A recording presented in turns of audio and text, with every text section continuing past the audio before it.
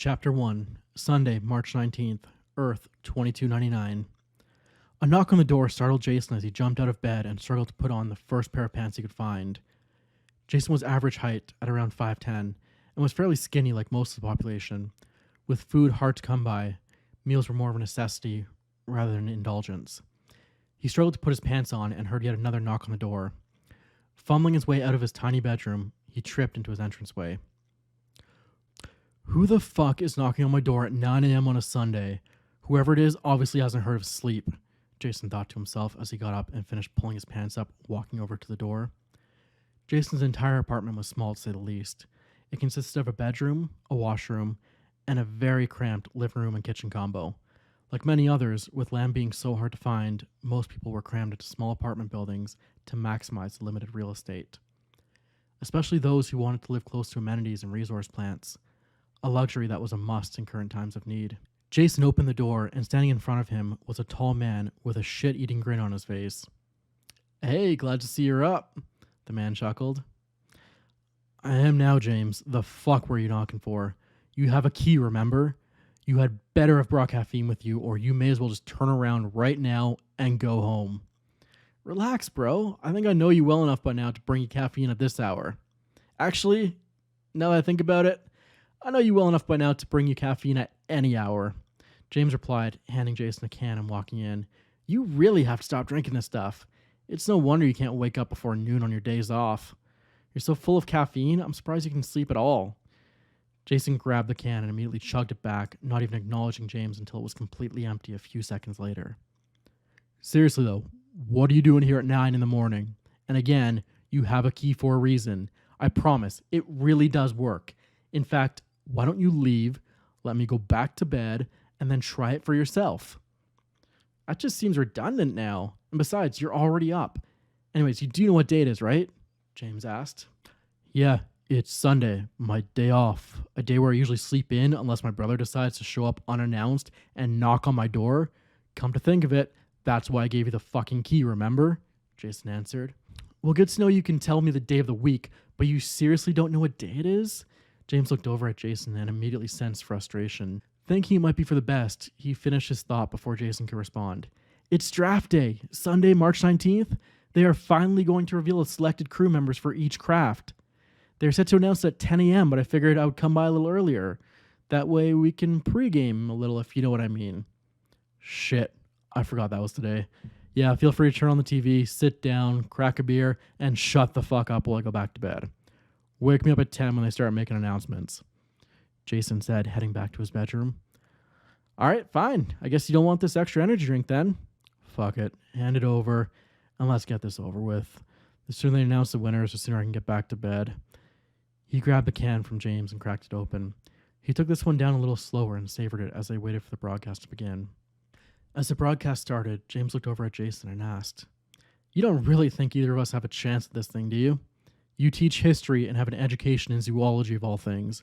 And I'm a cop in a world where people literally can't afford to commit crimes. Pretty sure neither of us are going to be much help on a spacecraft.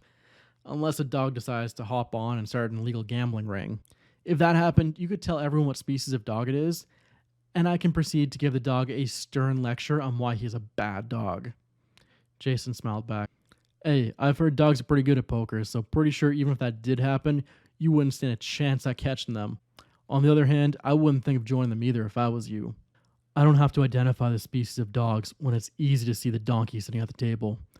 Besides, even if our names aren't called, it's probably still pretty important to know who is responsible for the future of our race. That way, we can put odds in our survival. I'll give you 20 to 1 that we won't last long enough for you to collect on this bet." 20 to 1? Hell, I got $5 on that, James answered as he handed over some coins. The act took Jason by surprise. $5 was 2 rations. With the wages being as low as they were, every little bit of money added up. It could literally be the difference between going to bed hungry and going to bed less hungry. No one really went to bed full these days. They were called rations for a reason and were distributed accordingly. "Hey, you're lost. Now shut up and watch the damn broadcast before I change my mind again and go back to sleep," Jason replied, turning up the TV as the broadcaster announced that the names were starting to come in. "Our first winner comes from RFZ3, Grace Humiston, 27 years old, who is a registered nurse, Congratulations. Our second winner is coming in from RFC 16, Ken Derhoff, 31, who is listed as a sanitation worker. Congrats. Third, we have Heather Forrest from RFC 1, who is 23 years old and is a systems engineer. Fourth is Ray Hibble, 37, from RFC 28, and is a welder. Fifth is Georgia Grant from RFC 12, who is a registered physician. Sixth is a 26-year-old officer of the law from RFC 4, James Hill. Jason quickly glanced over at James. His name was said out loud. Wow, for a second I actually thought it might be you. Too bad our last name isn't Hill. Same age and everything. James didn't respond and just remained focused on the broadcast. Jason couldn't be sure, but he felt like a part of James actually wanted to see his name called. The way he reacted when James Hill was announced was a pretty clear tell. The two continued to watch as more names were revealed. The broadcast carried on late into the afternoon as name after name was called. Finally, around 5 p.m., the broadcaster announced the last name. Our last winner is a 26-year-old from RFC4 and is a mechanical engineer, Troy Baker. Congratulations. This ends the selection process for the first batch of recruits. Remember, in the event any of these candidates fail their orientation, more names may be drawn at a future date. So you know any of those people selected? Jason asked. Not even a single one, James replied. Really? I thought for sure you would have known that James guy. The one who was a cop from our RFC? You'd think there wouldn't be many cops named James here. I mean, I didn't recognize any of the names either, but in my defense, only a single professor was taken in the entire draft, and they were all the way out in RFZ 26. I think the lesson here is you need to make more friends at work and start reading people's name tags a little closer, James laughed. Who needs friends at work when you have a brother with a fridge full of beer? James chuckled. Anyways, I better head back down to my apartment. I've had a few too many of said fridge beers and work the early shift tomorrow.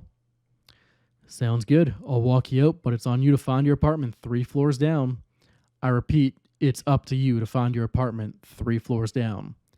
Number 2398, in case you forgot. Jason joked as he walked James to the door. I said a few too many, not New Year's 2296 too many. I'll be fine. Just go back to sleep and make sure you have more beer in that fridge of yours for next weekend. We have that poker game and I intend to collect my $5 back, plus much more. Now enjoy the rest of your night and don't let the kiddos bother you at school tomorrow.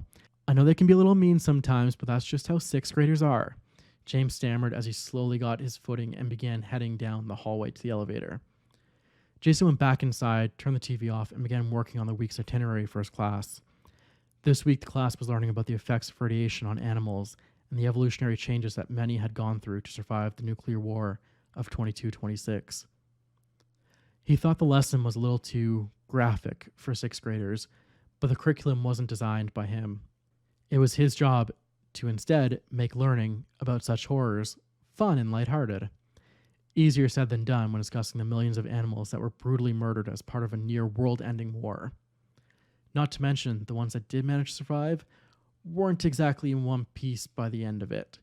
Many of the animals had their skin blister and fur fall off. Many thought it was from the radiation burning their skin, but as offspring started spawning with the same vile look, it became clear the radiation affected more than just the outer appearance. It was no wonder Jason preferred looking at animals in his history books to looking at the ones just a few miles outside of his RFC. There wasn't going to be any field trips anytime soon, that was for sure. As Jason finished the itinerary for the week, he looked at the time and realized it was much later than he expected. It was a little after 10, and he still had not eaten. He was tempted to go to bed without eating so he could have an extra ration for another day, or if needed, donate it to one of his students if they showed up without a meal again. Unfortunately, the rumbling in his stomach suggested this was one meal he couldn't skip. He warmed up the ration before digging into the small, childlike portion and polishing it off a few minutes later. After that, it was time to get ready for bed and get some sleep. He had to be up at 6:30 a.m. to make it to the school on time for class.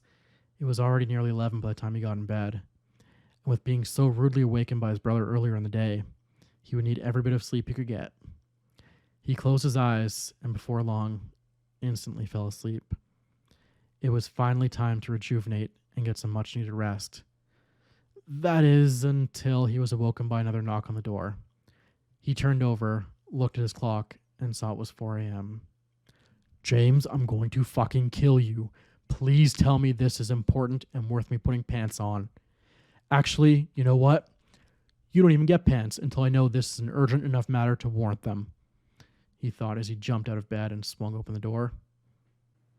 All right, that was chapter 1. Hopefully you guys enjoyed that one, and we have many more chapters to come. Obviously, we won't be doing the full book, but I'm probably going to do about 8 chapters on here before just leaving it there and letting you guys finish the book on either Amazon in Kindle format or paperback format. I am hoping to have an audiobook version out. It will not be performed by me. I'm sorry, but I am not capable of being a voice actor for that. I do have some people in mind for that, but we'll see if that actually goes through or not. But yeah, hopefully you guys enjoyed the book and are enjoying the book at least. Obviously, much more to come and a lot more in depth into what's going on with Jason, as well as who is at the door and what's going on back on Forte. So with that in mind, thank you guys so much for watching this. I really do appreciate it. And if you liked it and you want to hear more, make sure you hit that subscribe button down below and follow me for more content. So until next time, thank you guys very much. Have a good one.